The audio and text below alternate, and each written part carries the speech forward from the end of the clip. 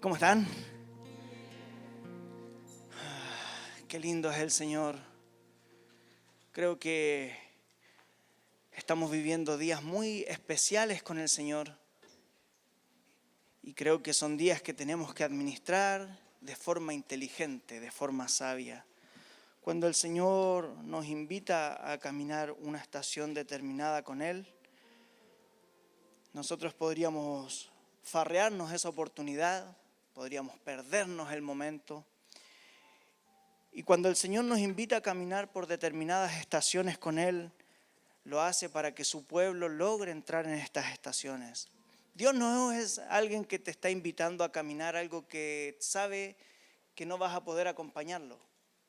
Él nos está invitando a un camino porque sabe que no por nuestras fuerzas, sino por quien es Él, sí podemos llegar a ese lugar.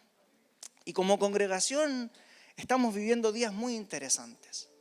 Creo que hace tiempo no teníamos una apertura como la que estamos viviendo esta última semana, 2 semanas, y el Señor nos ha estado hablando mucho, lo cual es sumamente agradable, súper rico, súper desafiante, pero a la vez es súper delicado, porque si nosotros no tomamos con seriedad y con altura de mira lo que el Señor nos está diciendo, podríamos dejar al Señor con la mesa servida, podríamos estar faltándole el respeto a su persona y definitivamente ese no es su plan.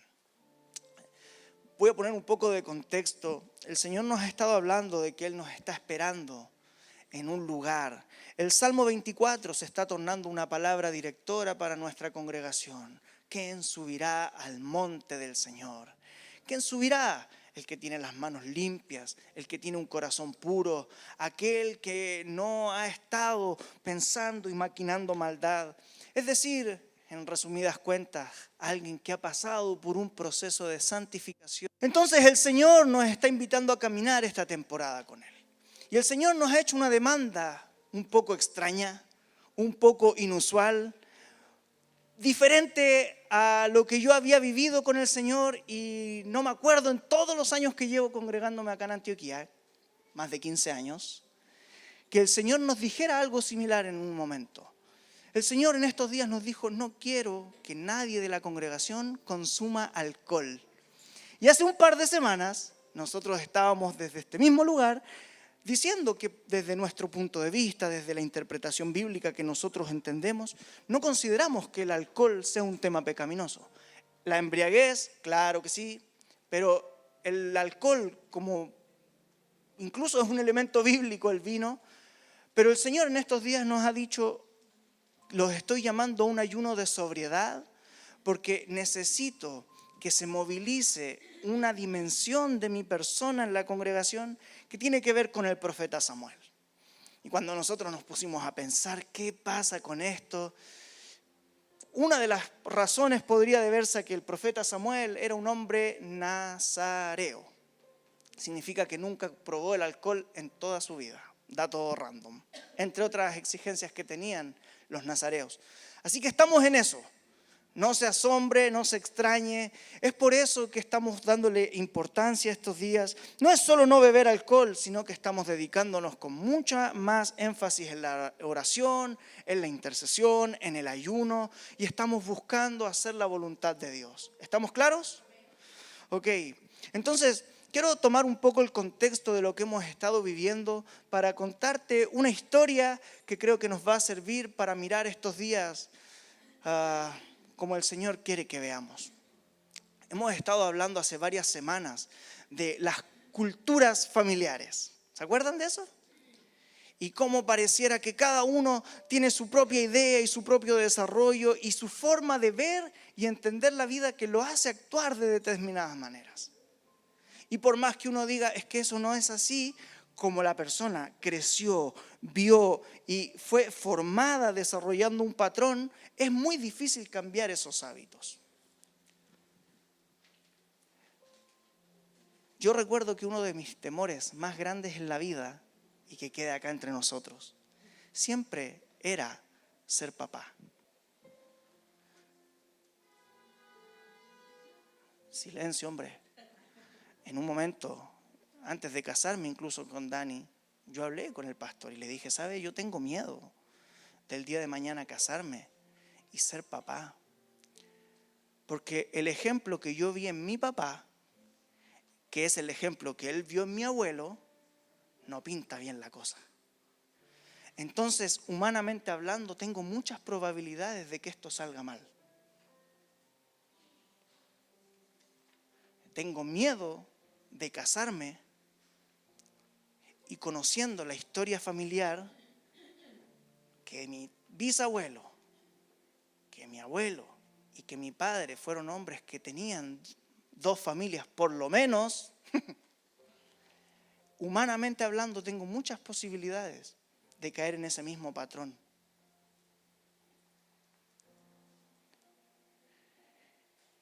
Y recuerdo que el pastor me miró y me dijo, primero te mato. No.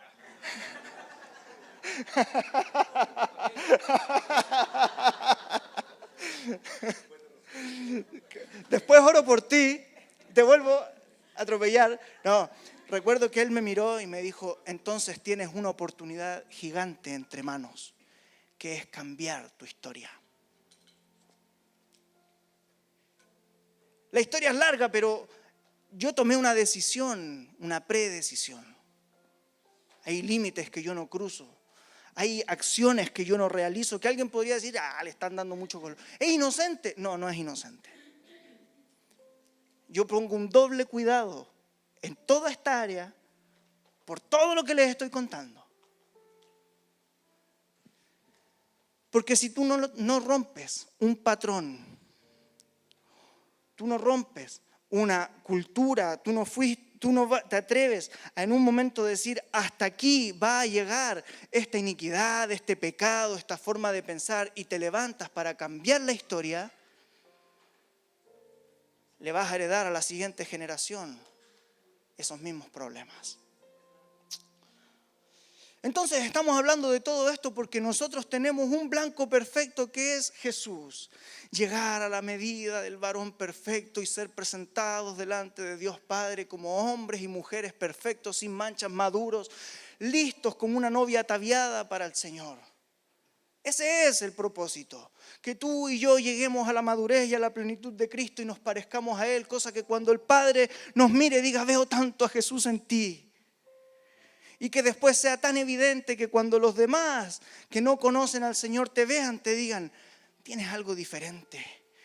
Hay algo en ti que me hace querer estar cerca, que me hace querer preguntarte, ¿qué es? Cristo.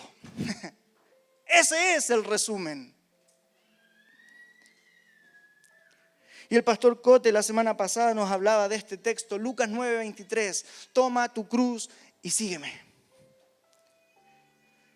Y me di cuenta que muchas veces nosotros tomamos ese texto y tomamos la cruz. Es genuino. Pasamos al altar, nos arrepentimos, hacemos la oración de fe y tomamos la cruz, pero nunca o muy pocas veces estamos realmente dispuestos a ser sacrificados en esa cruz.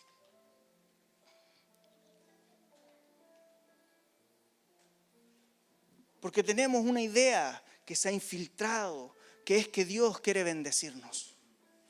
Que Dios vive para bendecirnos. Que Dios está en el cielo y desarrolló todo este plan a lo largo de las eras y las generaciones y las edades para que tú seas feliz. No quiero faltarte el respeto, pero si nosotros pensamos de esa manera, al que le estamos faltando el respeto es al Señor. Porque Él sí te quiere ver pleno, plena. Pero eso muchas veces no va a encajar con el status quo del mundo. Entonces hemos rebajado tanto el evangelio y lo hemos ido diluyendo y se ha vuelto tan aguachento que ahora bajamos el estándar. Y cuando vemos a alguien que pareciera a los ojos nuestros demasiado intenso, demasiado radical, nos incomoda. ¿Cómo va a ayunar tanto? Se puede hacer daño. No, pero es que ¿cómo se va a levantar todos los días a orar en la madrugada? ¡Qué fanático! ¿Sabes que hay una iglesia en Corea que tienen letreros en todos los pasillos? Está empapelada la iglesia. Prohibido ayunar más de 40 días. que es la cultura de la iglesia. Todos ayunan 40 días, todos. No es para los súper especiales y súper ungidos, es la cultura de la congregación. Y los pastores tomaron la definición, acá en esta congregación nadie puede ayunar más de 40 días. Pero nosotros vamos bajando el estándar. Y de pronto cuando aparece una manifestación de Dios que nos incomoda, que decimos, ¿qué hacemos con esto? Es mucho, esto es para los fanáticos. Cuando debería ser el estándar. Cuando esa debería ser nuestra medida. Porque querido, querida, Dios no te creó, no te llamó, no te rescató para que tú vengas a un culto a la semana. Él no te llamó para que tú vengas a congregarte y a cantar bonitas canciones. Es parte, pero Él tiene un plan más grande entre manos contigo, que es trabajar contigo, que tú trabajes en su reino. Él quiere que tú te hagas socio de su plan. Y ahí es donde vas a tener la verdadera plenitud de la vida.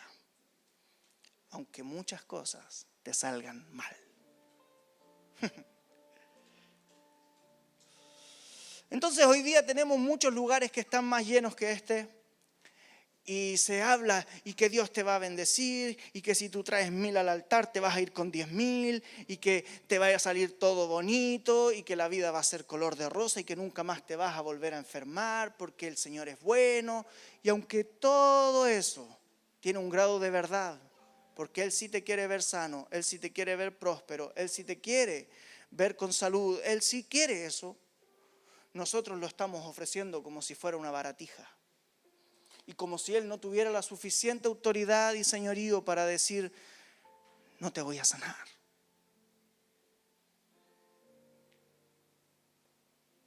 ¿Y por qué no? No vas a prosperar como los demás prosperan. ¿Y por qué no? Entonces tenemos contaminada una definición de éxito. Quiero hablarte de un hombre que se llama Esteban. Hasta donde sabemos, no se casó. Era un joven lleno del Espíritu Santo. Radical, está en Hechos capítulo 7. Era uno de los diáconos de la primera iglesia. Era un servidor, él atendía mesas. Él iba sirviendo potes de comida, pero estaba lleno del Espíritu. Y cuando empieza la persecución, el Señor lo comienza a usar y dice que el Señor lo usaba haciendo milagros y estaba lleno de demostración y de autoridad. No tuvo hijos, no se alcanzó a casar, no se fue de vacaciones a los jardines colgantes de Babilonia. No se fue de luna de miel al Nilo en Egipto.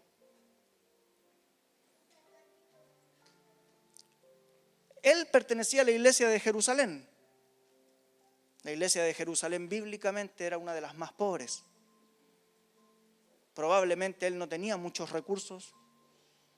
Es más, el apóstol Pablo, gran parte de sus viajes misioneros, estaba recolectando dinero para mandarle a la iglesia de Jerusalén. Entonces, a los ojos nuestros, podríamos decir, Esteban,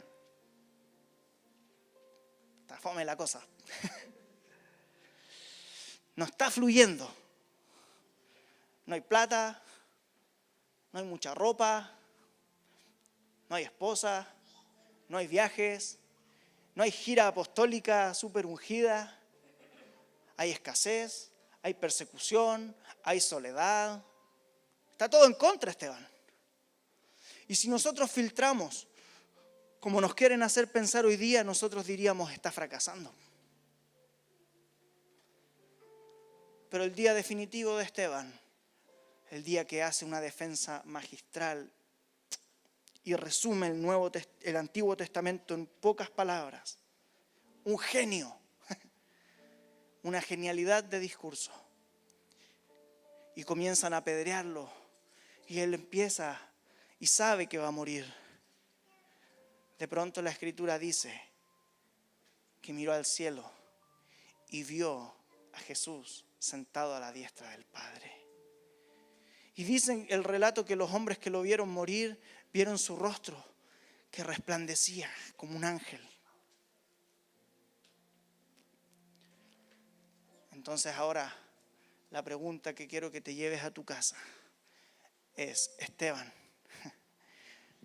¿fue un fracasado o fue profundamente exitoso?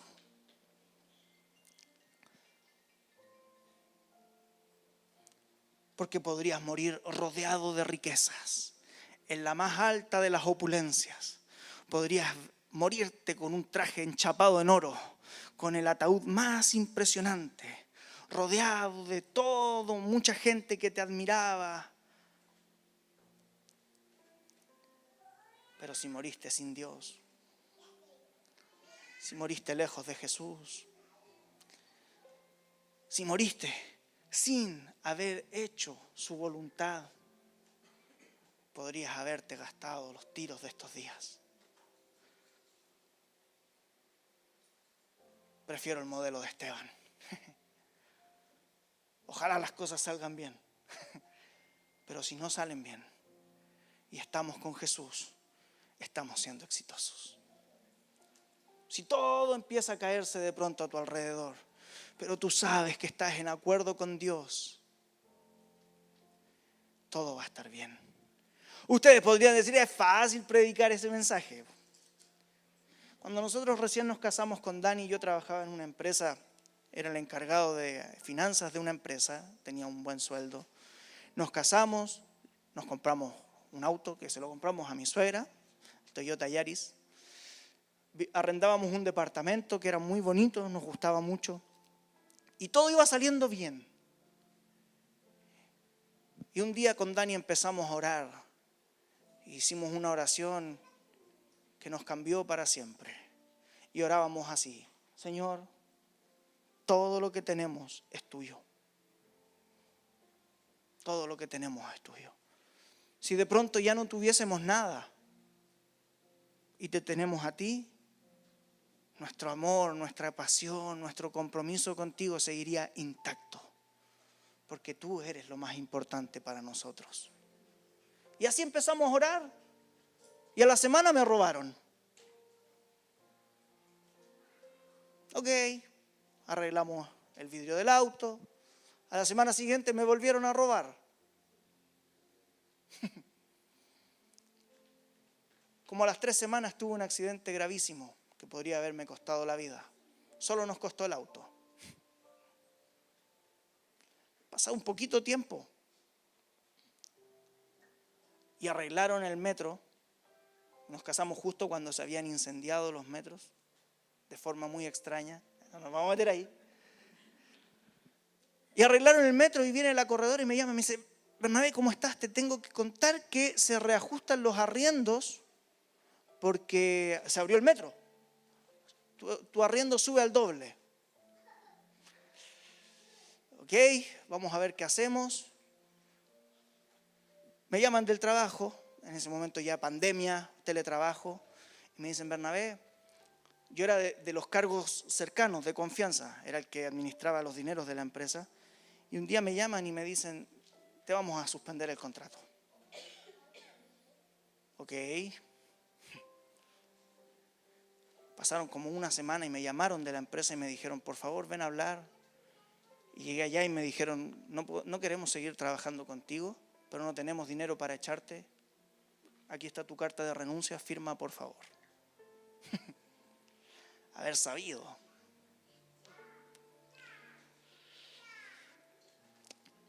Y en cosa de pocos meses de estar súper tranquilos, la vida pareciendo que pintaba bien, muy estable, de pronto no teníamos trabajo, no teníamos auto, nos robaron 2 veces, estábamos quedando sin departamento, y así fue.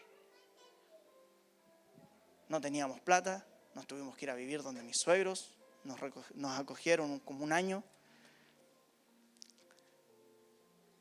y ya no estaba toda esa comodidad.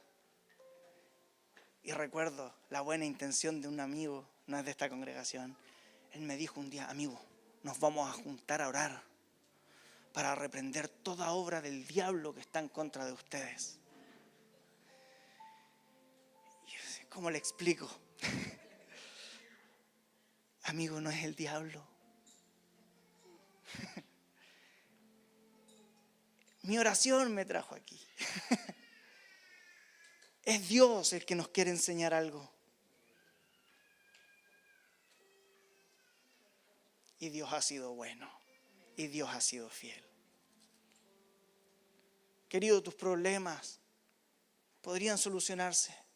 Oramos para que así sea. Pero si no solucionan, si no se trasladan, si no cambia la situación, Dios sigue siendo la máxima autoridad, el Señor de tu vida. Él sigue siendo digno de ser exaltado, alabado, adorado. Jamás cuestiones su bondad, porque las cosas no salen como tú pensabas. Entonces necesitamos volver al evangelio crudo, al evangelio real, a ese evangelio que te confronta, el evangelio que te dice, ¿sabes qué? Eso está mal. Al evangelio que llama al arrepentimiento, porque de lo contrario significaría que no estás siendo amado por Dios. A un pastor muy famoso, muy reconocido, estaba en sus días finales. Después de haber predicado en tantas naciones y tantos lugares y ser conocido a nivel mundial, le preguntaron, ¿cambiaría algo de lo que fue su ministerio? Y este hombre respondió, cambiaría 3 cosas. Pero solo les voy a decir una porque es la que es importante. Él dijo, me di cuenta que a lo largo de mis años de ministerio llamábamos a la gente como venga y sea sano, venga y sea libre, venga y sea prosperado. Y cuando ya estaban adentro, empezábamos a subirle los requisitos de admisión.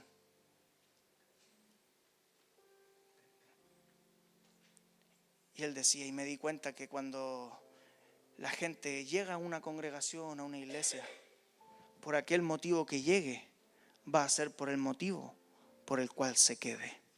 Si alguien llega acá porque tenemos buena música, el día que no tengamos buena música, se va a ir. Si alguien viene acá porque hay mensajes elocuentes, que lo emocionan, que le sacan una lagrimita, el día que esos mensajes comiencen a escasear, esa persona se va a ir. Porque el motivo por el cual una persona llega a una congregación es por el motivo por el cual se va a quedar. Entonces nosotros no podemos vivir ofreciendo bendiciones, ofreciendo baratela, ofreciendo al Señor como si Él fuera el genio de la lámpara. Los requisitos de admisión son duros. El evangelio es un asunto difícil.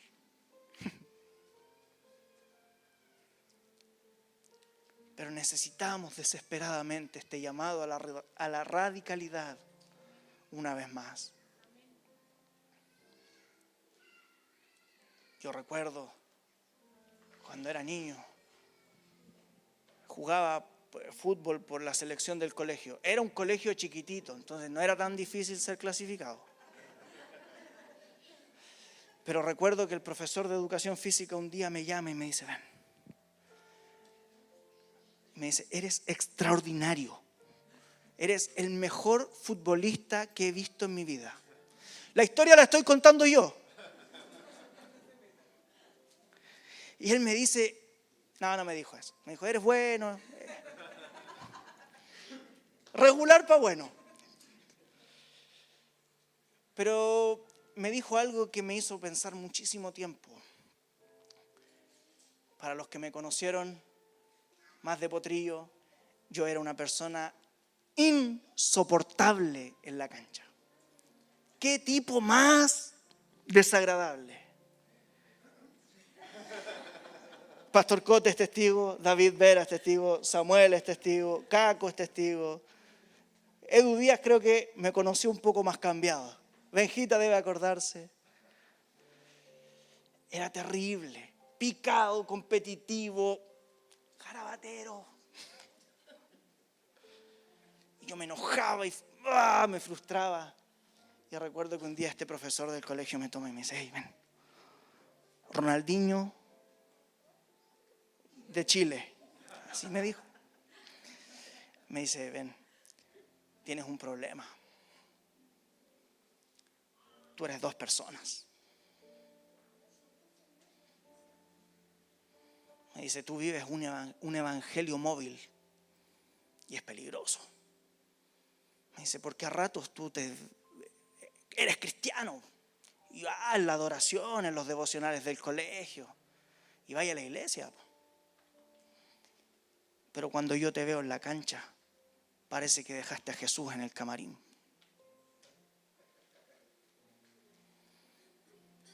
Y él me dijo, si tú no resuelves pronto este problema de que tú eres 2 personas, nunca vas a ser conocido como una persona íntegra.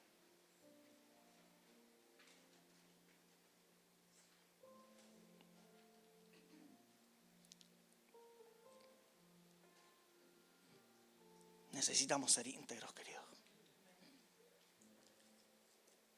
Necesitamos ser una persona. Necesitamos ser conocidos en lo íntimo, en lo público, como lo que somos.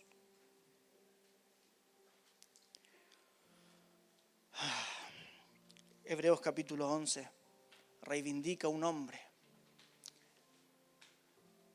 Su nombre es Gedeón y habla bien de Gedeón.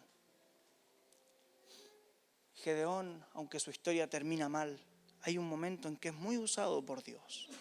Pueden buscarlo, Jueces capítulo 6. Hay un momento donde el Señor se le presenta a Gedeón.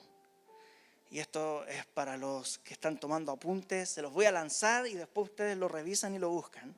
Pero si ustedes leen Jueces 6 y leen Génesis 18, el llamamiento que Dios le hace a Gedeón es en muchos asuntos muy parecido al llamamiento que Dios le hace a Abraham. El asunto es que el pueblo está preso de los madianitas. Estos tipos bandidos, salvajes, venían y les robaban la comida y no los dejaban fluir, fructificar, prosperar. El tema es que el relato es un poco complejo para si no lo profundizamos y lo pasamos por alto. El asunto es que de pronto viene un profeta, no sabemos su nombre, y dice, hey, dice el Señor que te sacó de Egipto, Israel. ¿Por qué tienes otros dioses? El pueblo siempre fue su tema, la idolatría. Y Gedeón, de pronto se le aparece el ángel del Señor. Y se le aparece abajo de la encina. Y de pronto le dice a Gedeón, hey, guerrero valiente, ve con esta tu fuerza y derrota a los madianitas. Y Gedeón le dice, ¿no se supone que usted nos había sacado de Egipto y que vimos milagros impresionantes? ¿Qué pasó con todo eso? El asunto es que el Señor hace un llamamiento, Gedeón hace una ofrenda, después revisa en Génesis 18, muy interesante. El asunto es que el Señor lo comisiona, termina la escena. Y en la noche el Señor le habla a Gedeón. Y aquí está el centro del mensaje que quiero compartir contigo hoy. De pronto el Señor le dice, Gedeón, despierta. Yo le voy a poner drama para que ustedes me sigan en la historia. Y Gedeón despierta y el Señor le dice, levántate y destruye el altar que tu papá tiene acá en esta casa para Baal y para Acera. Y toma el segundo toro de la manada, ese que tiene 7 años, y sacrifícalo. Eso está en Jueces 6, del 25 adelante. Aconteció que la misma noche el Señor le dijo, toma un toro del hato de tu padre, el segundo toro de 7 años, derriba el altar de Baal que tu padre tiene y corta también la imagen de Acera. Edifica un altar a Jehová tu Dios en la cumbre de este peñasco. Entonces Gedeón tomó 10 de sus siervos y lo hizo como le dijo el Señor, pero lo hizo en la noche porque de día le dio miedo hacerlo por la familia de su padre y por los hombres de la ciudad. Relato extraño, ¿no? ¿Qué querrá decirnos el Señor con esto? tiene varias implicancias. El pueblo de Israel está en una guerra permanente con los dioses de las otras naciones. El Dios que están confrontando en este momento es Baal. Baal es el símil, era como el máximo dios de los cananeos.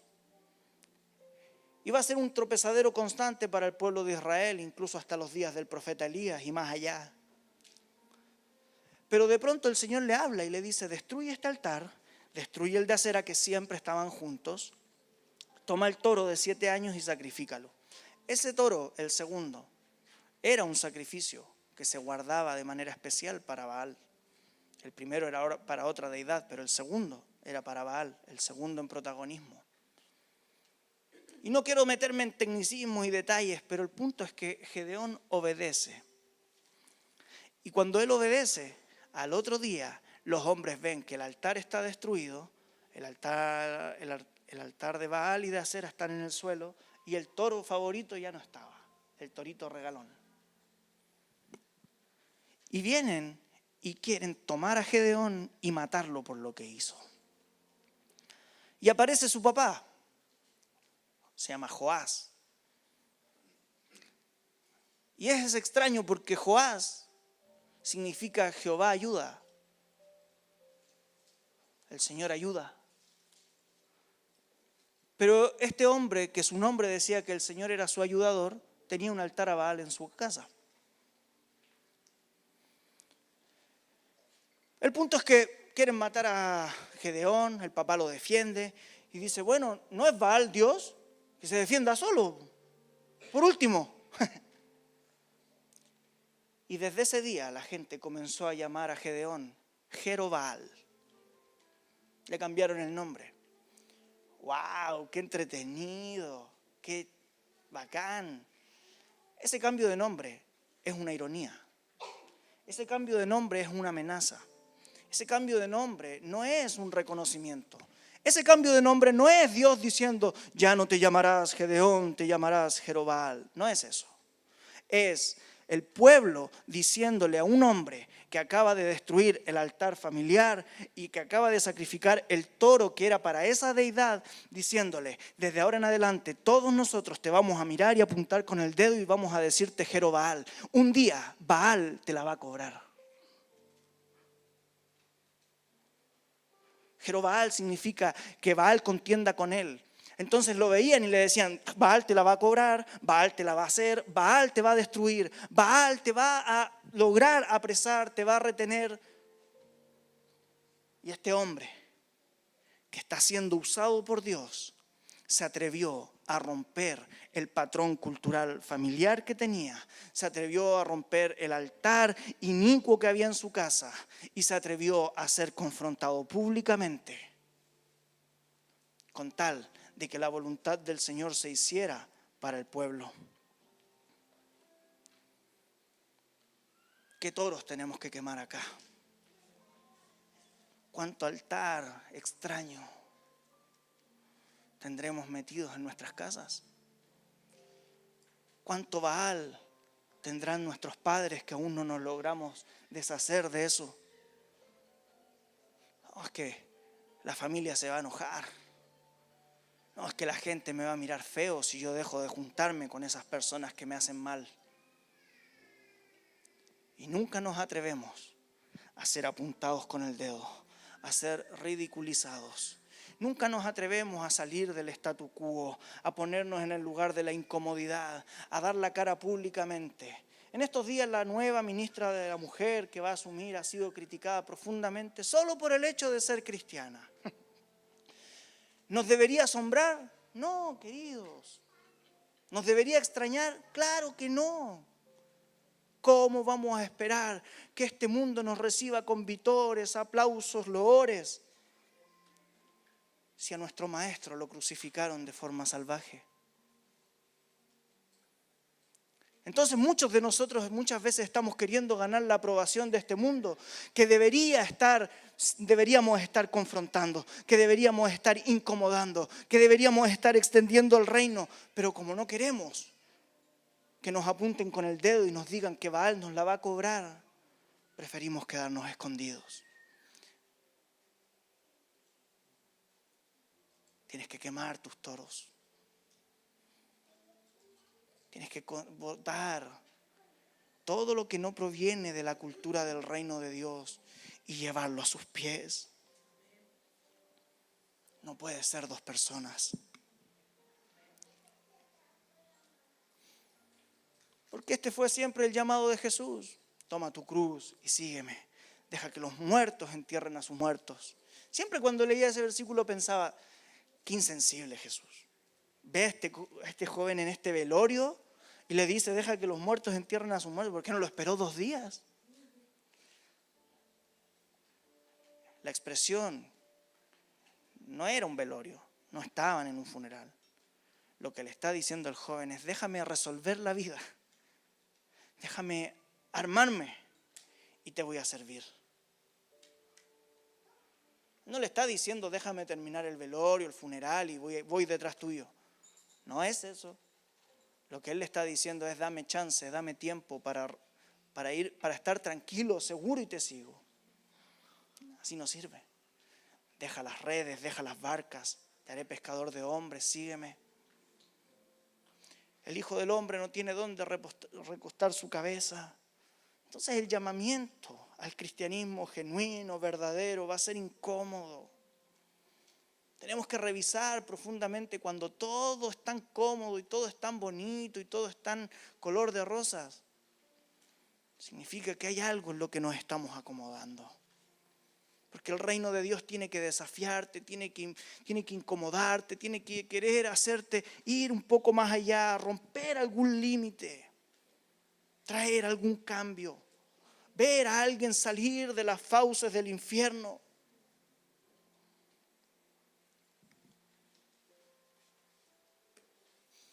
Necesitamos matar nuestros toros. Termino con esta idea. Siempre cuando alguien va a predicar, le dicen, no te metas en los textos extraños. No lo hagas. Yo lo voy a hacer. Y si sale mal, después el pastor lo arregla.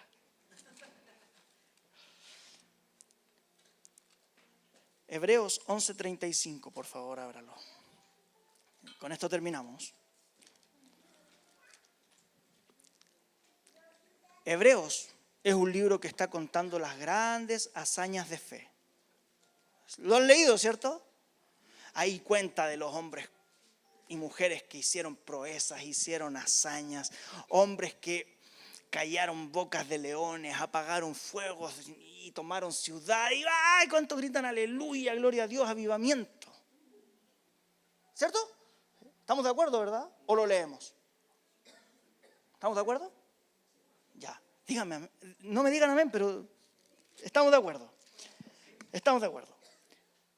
Pero de pronto el escritor, no es que le están sobrando líneas, no es que se le acabaron las ideas, no es que de pronto todo lo que está contando, que son hechos históricos, verídicos, genuinos, verificables, se pone poético. Este es uno de los pasajes más extraños del Nuevo Testamento y de la Biblia entera, porque tiene poca explicación. Hebreos 11, voy a leer del 32. ¿Y qué más digo? Porque el tiempo me faltaría contando de Gedeón, de Barak, de Sansón, de Jefté, de David, así como de Samuel y de los profetas, que por fe conquistaron reinos, hicieron justicia, alcanzaron promesas, taparon bocas de leones, apagaron fuegos impetuosos, evitaron filo de espada, sacaron fuerzas de debilidad, se hicieron fuertes en batalla, pusieron en fuga ejércitos extranjeros. Ojo aquí. Las mujeres recibieron sus muertos mediante resurrección. Mas otros fueron atormentados, no aceptando el rescate, a fin de obtener mejor resurrección. Otros experimentaron vituperios y azotes, y más de estos, prisiones y cárceles. ¿Qué? Todo bien. El 34 y el 36, todo súper bonito. ¿Se entiende? Terrible, pero tremendas hazañas. Pero el 35, ¿qué? Las mujeres recibieron a sus muertos mediante resurrección, mas otros prefirieron ser atormentados porque estaban esperando otra resurrección.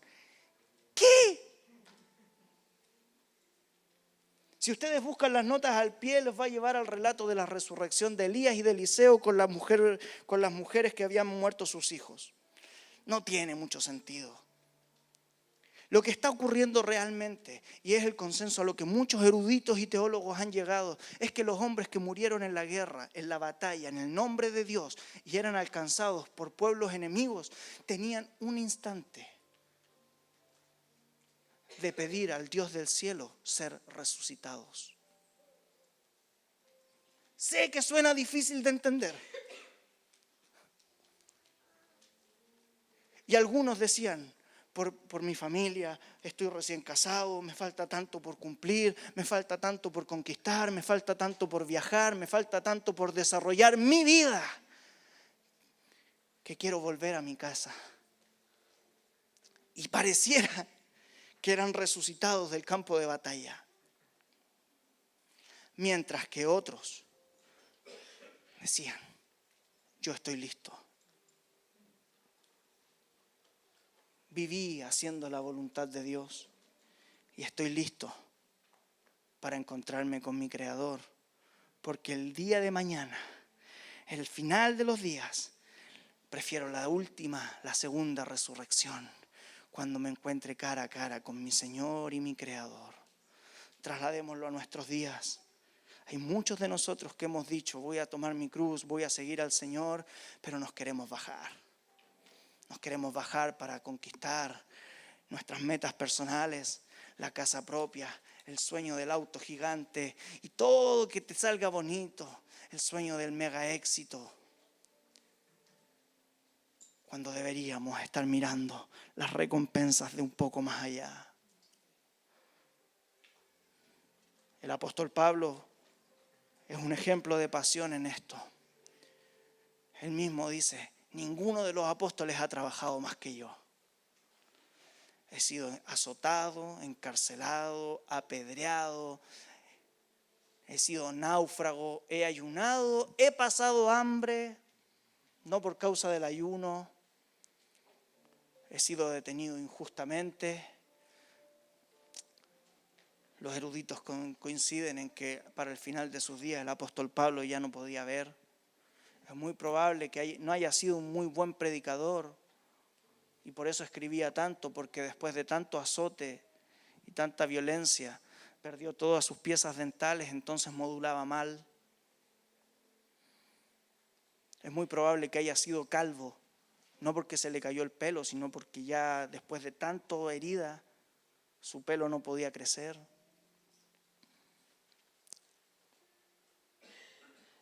Incluso algunos postulan que es muy probable que haya sido un poco feo porque estaba medio desfigurado. Acuérdense que una vez lo apedrearon y lo fueron a botar afuera de la ciudad pensando que estaba muerto.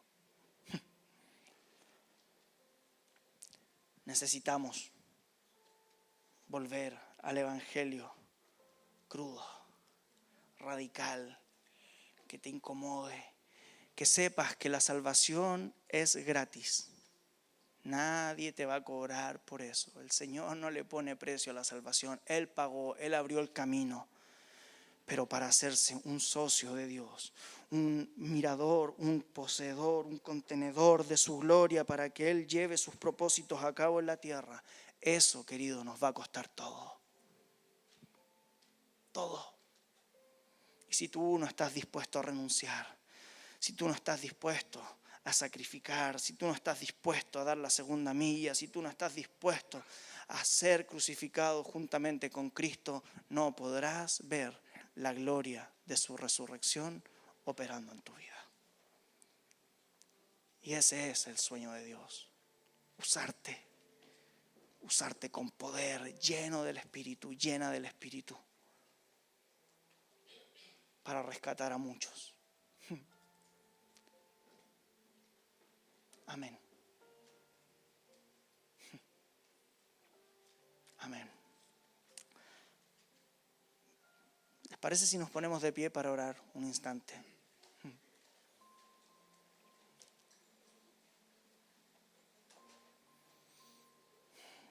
Yo sé que esto es incómodo, yo sé que no es popular, que no es el mensaje que quizá querías escuchar, pero es necesario de vez en cuando recordar estas bases de todo lo que el Señor quiere hacer con nosotros. Y si en algo este mensaje te ha hablado, conversa con Dios y dile que tú estás dispuesto para hacer la ofrenda. Quizá hoy es un día donde tú hagas una oración peligrosa.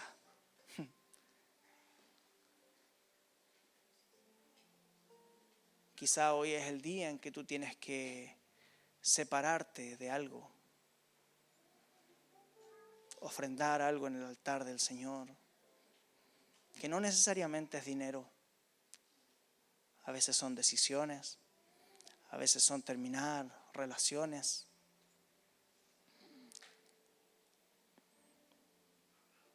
Señor, muchas gracias. Espíritu Santo, tú eres el que nos guía a toda verdad. Tú eres el que nos guía a toda justicia. Confiamos en ti, Señor. Creemos profundamente en que tú nos estás llamando a la santidad, a ser radicales por causa de tu nombre, a ser íntegros, a ser una persona. Hoy queremos quemar nuestros toros familiares, nuestros toros nacionales, porque queremos parecernos a ti. Permítenos, Señor, verte sentado a la diestra del Padre, lleno de gloria, y caminar, Señor, en pos de tu voluntad y tu propósito, como usted quiera hacerlo. Si es con mucho o es con poco, si es sanos o es enfermo, si es con casa propia o sin casa propia. Queremos tus sueños y no los nuestros. Tus sueños, Señor, tus sueños, tus sueños, tu plan, tu propósito, tus anhelos, tus deseos. Porque solo tú eres digno. Recibe nuestras vidas como ofrenda. Recíbenos, Señor. Gracias por tu salvación, regalo inmerecido. Pero ahora queremos ofrecernos nosotros para ver tu gloria. Concédenos el ver tu mover, Señor. Ver milagros poderosos. Verte actuando, conmoviendo a nuestra generación. Y saber que estamos en acuerdo y en pacto contigo.